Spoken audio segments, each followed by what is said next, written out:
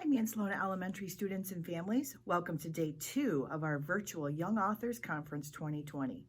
Today, Lisa Wheeler is going to talk to you a little bit about developing characters. If you didn't see her yesterday, she read you a story, so make sure you check that out too.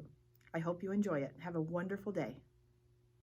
Hi kids, my name is Lisa Wheeler and I'm your visiting author today. I'm very excited to meet all of you and I have some things that I'd like to share with you. I have been an author your whole entire life, and in that amount of time I've only learned about a bajillion things.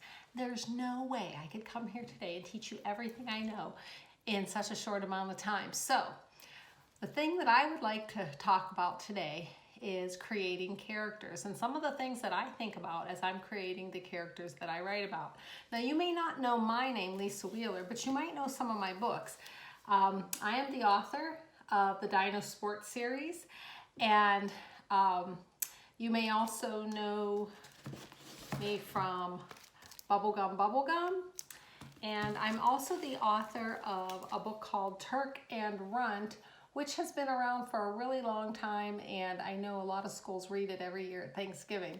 So if you know some of those books, especially the Dino Sports, because a lot of kids know those, then you know me and you know my work. So that's who I am. I live in Michigan, and I live out in the country, and all my children are grown, and I love kids and I love school. Going to school, so I'm just really happy to meet all of you. So why am I talking about creating characters? Well, I think it's really important to me because a lot of my stories begin with a character idea. Sometimes as a writer, I can almost hear a character whispering in my ear and giving me the idea to tell their story. This was the case with my book, Sea Dogs. I kept hearing this old sea dog saying, "Lisa, I want to go for one last sail, please, one last sail." And it was like a dog that scratches on the door to go out.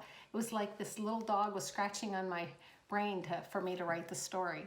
And sometimes I get a visual of what the character might look like. And that happens sometimes. And what's interesting about that is I will get a visual in my head of what I think the character looks like, but when the artist illustrates, it may not look exactly the same, but that's fine. I really appreciate the artists who do the illustrations in my book. So, back to characters. There are a couple different kinds of characters, and the first one that I want to talk about today are realistic human characters. Now, I'm a human, you're a human, so that's the easiest one. We know what a human is.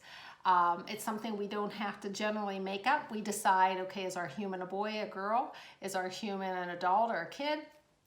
And we can kind of go from there when we have that type of character. Now I brought along one of my favorite humans, and I would like to introduce you.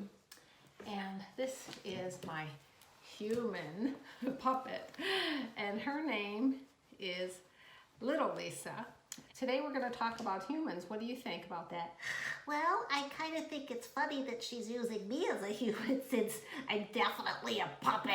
Well, you are a puppet, but you're a human puppet. I mean, you're a little girl. How old are you? I'm 6.5. And where do you live? I live in a house. Yeah, you live in a house. What planet do you live on, little Lisa? Duh, I live on Earth, of course. Of course she lives on Earth. She's a human puppet. So that's what I mean about realistic humans. And you know, we use them in a lot of books. Now, if I were to take little Lisa and put this on her head, now what do you think, little Lisa? I think I look adorable. Well, yeah, you do look adorable, but that isn't the point. The point, what I'm showing is, what if, little Lisa, you were born on a planet where everybody was born with big bunny ears on their head? And what do you think would happen? I think I would have super hearing. Yes, you would definitely have super hearing if you had those big old ears. And what else might that look like? Maybe I would boing, boing, boing, boing. I would jump everywhere instead of walking. That's pretty good. That might happen if you had bunny ears. So what would be the name of your planet? Well, let me think. I really hadn't thought about that before. Maybe I would be like in Bunnytopia. Bunnytopia? Yeah, that would be a good name for a planet. So there, the character that we create is generally based on the setting of the story. So if you wanted to write about aliens who came from Bunnytopia, then you might think about doing a fantasy character. Now these are humans who are not really realistic, they're more fantasy based. So, you know, that's another way to go with a story. And I'm going to set you down, little Lisa, so I could talk a little bit more about realistic humans and fantasy humans. Would you like to say goodbye to the kids? Bye guys, thank you for meeting me. Okay, let me set her over here. Now, there you go. Thank you. And let's go back to the realistic stories, okay? As my dinosaurs are, I'm a velociraptor. This book is not one I've written. It's called Grace Goes to Washington, and it's a sequel to Grace for President, which you may have in your school library. It was written by Kelly DiPuccio and illustrated by Win Pham. And even though it's not my book, I thought it was a great example of how a book can use realistic characters. So for instance, okay, Grace is the main character. She is a realistic human child.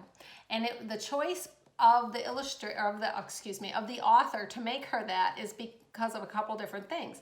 Number one, she is a child living in the United States. Number two, the story is contemporary. And what contemporary means, it's like the setting is taking place in our world with our people, like humans in our world. So, and at our time, excuse me, I forgot that part. So our time, our world.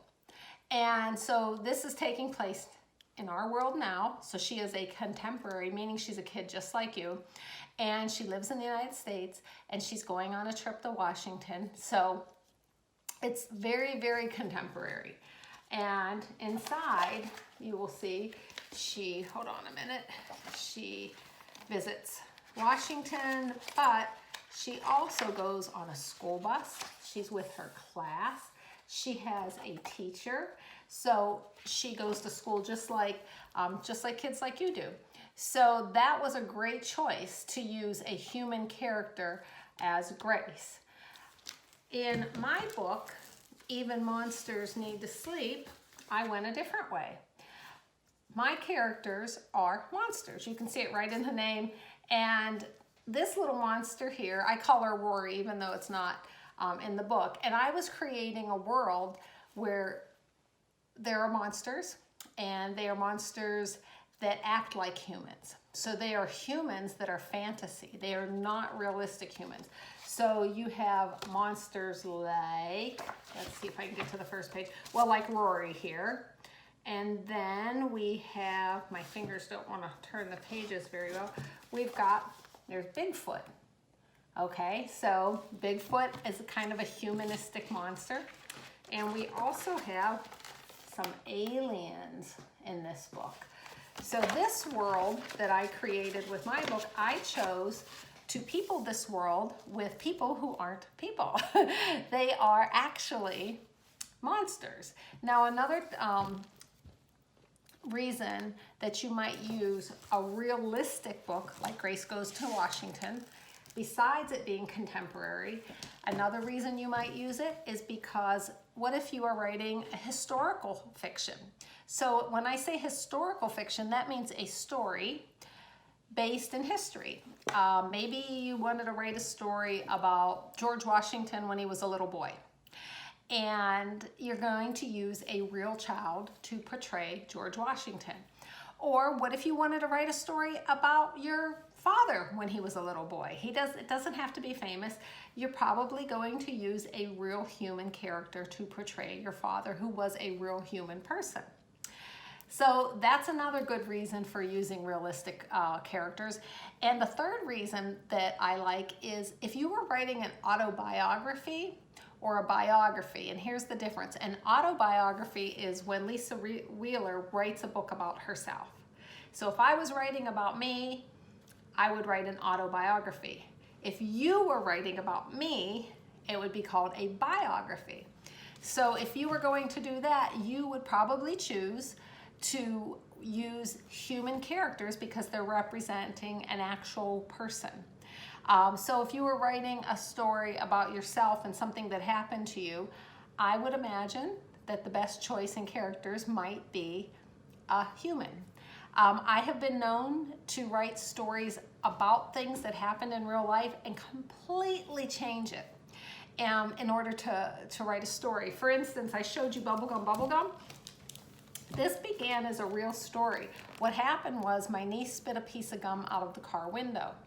And her daddy said, this was like a long time ago, and I was in the car, and he said, "Why did you throw that gum out the window?" And she says, "Dad, it's okay, gum is biodegradable." And he said, "You don't know what's gonna happen to that gum in the road." Well, I wanted to know what happened to that gum in the road. So I had my little writer's notebook where I keep my ideas, and I wrote down whatever happened to Shannon's gum in the road. And 6 months later, when I was looking for story ideas, I wrote Bubblegum about a piece of gum that lays in the road, and all these animals get stuck in it. So you never know, even in a realistic situation, you could take it and turn it around completely. So that's my take on realistic humans. In the next video, we'll talk about fantasy characters, anthropomorphism, which is animal characters, and also personification. See you soon.